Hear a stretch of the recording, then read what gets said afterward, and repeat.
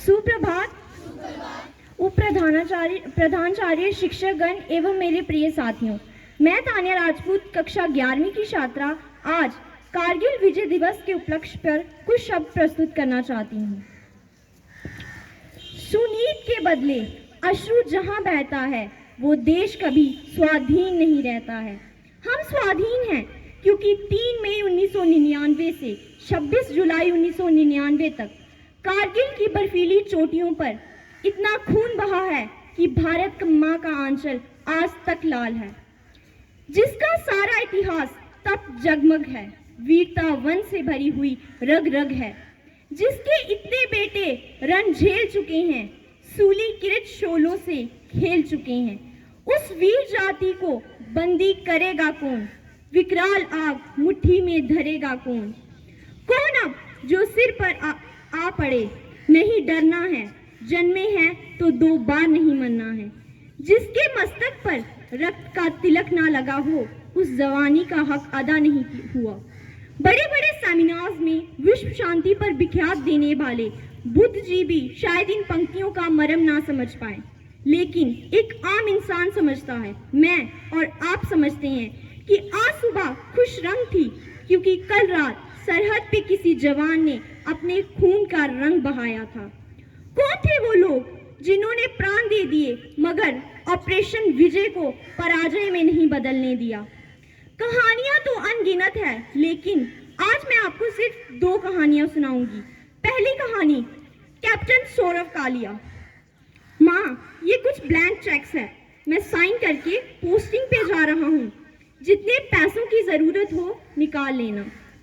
पहली salary account में तो आई, लेकिन तब तक कैप्टन सौरभ कालिया अंतिम सांस ले चुके थे। कैप्टन कालिया कारगिल युद्ध के पहले शहीद थे, पहले हीरो।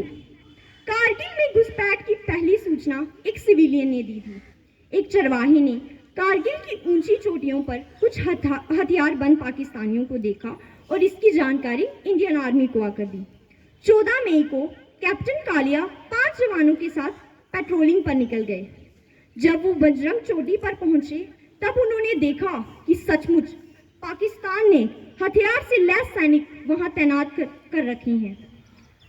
कैप्टन कालिया के पास सिर्फ कुछ हथियार थे और 5 जवान।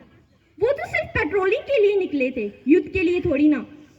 होना तो ये चाहिए था कि वो वहीं से वापस मुड़ जाते और पाकिस्तानियों को खबर तक नहीं लगती, लेकिन हुआ कुछ ऐसा कि कैप्टन कालिया ने जोशों से उन पर हमला कर दिया, पर लेकिन हथियार की कमी होने के बावजूद और जवानों की भी कमी होने के कारण उन्होंने बंदी बना लिया और इतना टॉर्चर किया कि शायद कारगिल की चोटियों में भी उनकी आवाज गूंजती होगी, और टॉर्चर कर करके उनको मार दिया। जब उनका शव उनके घर पर पहुंचा तो उनकी माँ भी उनको पहचान नहीं पाई। वो माँ जिसने उन्हें 9 महीने अपनी कोख में रखा, वो माँ भी उन्हें पहचान नहीं पाई। दूसरी कहानी है हमारे हीरो कैप्टन विक्रम बत्रा की। चोटी नंबर 5140 ले मार्ग से ठीक ऊपर की चोटी, जहां से बैठकर दुश्मन हमारी गतिविधि पर नजर रख रहा था। 5140 को आजाद कराने की जिम्मेदारी विक्रम बत्रा को मिली। जानलेवा पहाड़ियों में विक्रम बत्रा और उनके जाबाज साथी दुश्मन के करीब पहुंचे। जय भारत करते हुए सामने से दुश्मन पर हमला बोल दिया। दुश्मन का खेमा तहस नहस हो गया और सारे के सारे पाकिस्तानी को मारने के बाद रात के 3:30 बजे कंट्रोल रूम के रेडियो पर 4 शब्द गूंजे, ये दिल मांगे मोर। अखबारों में विक्रम बत्रा की बड़ी बड़ी तस्वीरें छपी, उनकी बहादुरी के किस्से घर घर पहुंच गए, लेकिन विक्रम बत्रा को इतने से आराम कहाँ। अभी कितनी चोटियां दुश्मन के कब्जे में थी विक्रम जानते थे। चैन से सोने का वक्त नहीं है, वो निकला एक और जंग फतेह करने के लिए। चोटी नंबर 4875 बेहद ही सक्रिय और मुश्किल चोटी, जहां दुश्मन आराम से बैठकर हम पर हमला कर रहा था। विक्रम ने खुद आगे बढ़कर वहां की कमान मांगी और दूसरी जंग के लिए बिस्तर बांध लिया। वो दुश्मन की गोलियों से छल्ली होते गए, लेकिन रुके नहीं। फिर भी भारत माँ की जय बोलकर सारे दुश्मनों को मार दिया।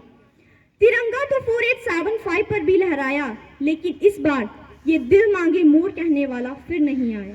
अंतिम में मैं बस यही कहना चाहूंगी, तिरंगा ऊंचा लहराने की, तिरंगा ऊंचा लहराने की जिन्होंने मन में थी ठानी, कारगिल के चप्पे चप्पे को लिख गए विजय की कहानी।